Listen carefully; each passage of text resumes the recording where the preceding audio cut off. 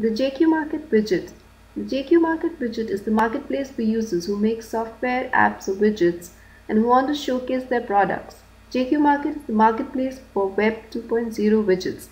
Developers can publish their widgets, sell them, and generate revenue, while users can choose a widget that suits their requirements, get information on widgets, and add them to their existing websites or blogs. Using the JQMarket widget is simple and doesn't require any knowledge of software development. Here's a simple tutorial on how to use this widget.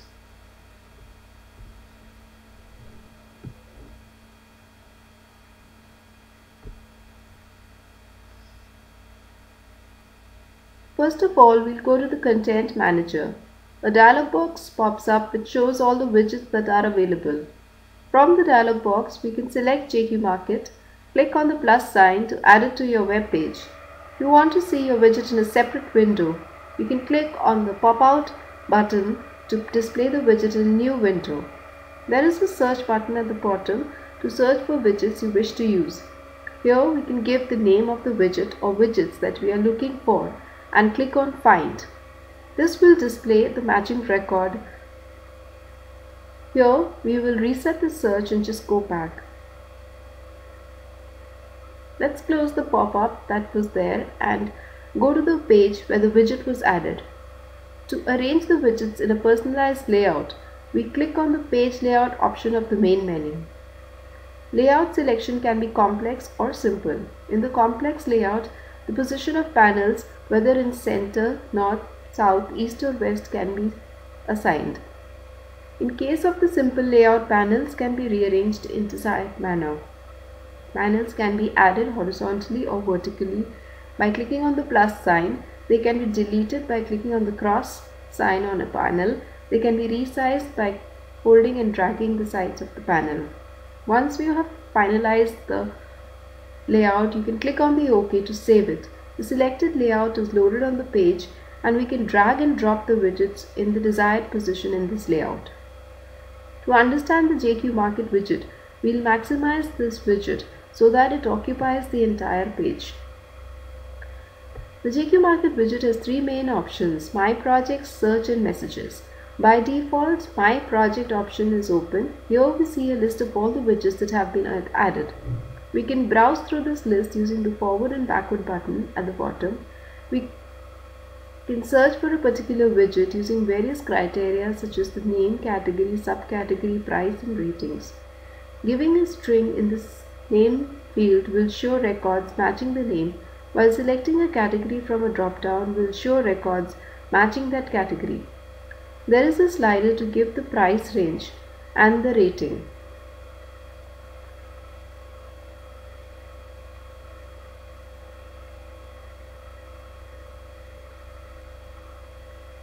Using the slider, we can set what kind of search we want. Here we are going to reset the search and we will display all the records. Next we will see how to add a new widget.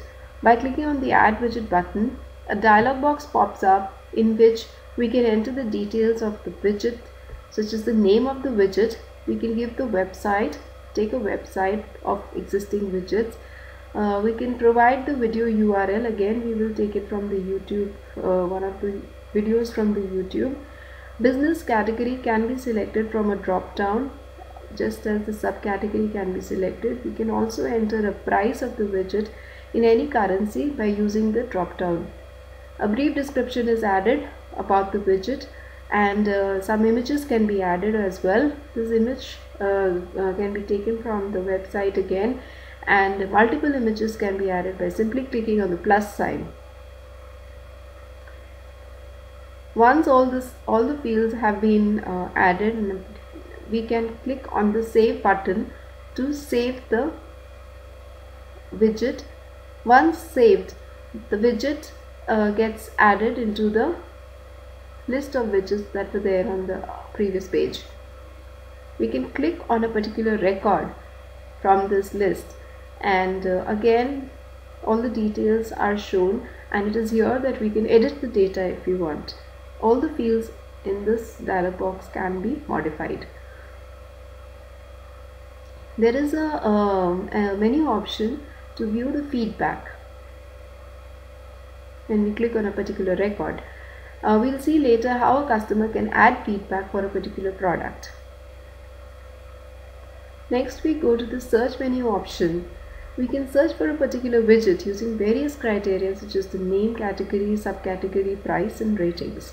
You can browse through the list using the forward and backward buttons, which are there at the bottom, and you can click on a record to see the details.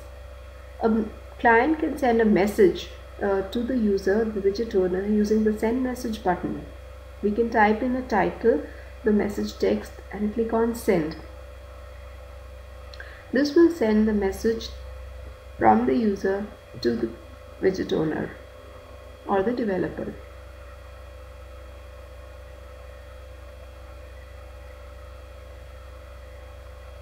It is over here that we will find that we have a option to send feedback about the widget. On clicking the add feedback button, a dialog box pops up again, and here we can enter the name of the person who's sending the feedback, the email address, and the telephone number. The rating of the widget in terms of number of stars can be given, and a brief description about the feedback of the product can be entered. We can click on save to send this feedback. The list of the feedbacks can also be printed using the print button option. In this case, since we have no records being displayed, so it shows no records. Actually, this is the option that will be displayed to the customers. So let us click on the pop-out button and work with the screen that is available to the customer.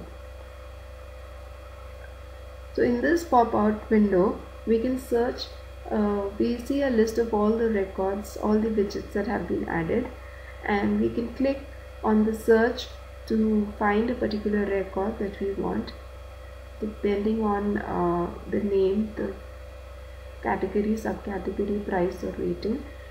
And we can click on a particular record to see the details. User can click on the feedback to send a feedback, as we have already seen before. So this is what the user will see when he is seeing a particular widget. We close this and go back to the main menu where we have the messages option. We have the inbox where all the messages received have been stored. The user can see these messages by clicking on a particular record. They have two options here. One is to reply to that message or to forward this to other mail IDs and friends. Reply gives a simple screen where the last message is automatically shown, and the two email IDs also present. The user can simply type a reply and click on the reply button. Then we have the forward message where it can be forwarded to a existing list of mail IDs. This list can be updated by adding new records, editing old ones, and deleting the existing ones. Once selected the email IDs, we can click on the add selected button to select all the mail IDs and put the selected email IDs into the to box of the message. This can be further edited or modified in case the user wants to make any changes in the last minute, and clicking on the forward will send the mail to all the email IDs that were selected. Next, we check out the sent folder. In this contains all the messages that have already been sent. Click on the message to open it. You have the option to forward the mail to other friends. Now the only thing left is to publish the widget, which we can do using the options menu. It allows us to publish the widget to a website using an automatically generated piece of code. It can be published as a button by copying and pasting the given code on a web page or a blog. Email widget option gives a dialog box to send mails to a predetermined mailing list. This mailing list can be modified by adding, deleting, or editing records. This list can also be printed if desired, and you have a slider to close or hide or show that the list of mail IDs. And Once you are satisfied, you have selected the mail IDs, you can simply click on the send button. User can also log on to Facebook or Twitter to publish their widgets on these social networking sites.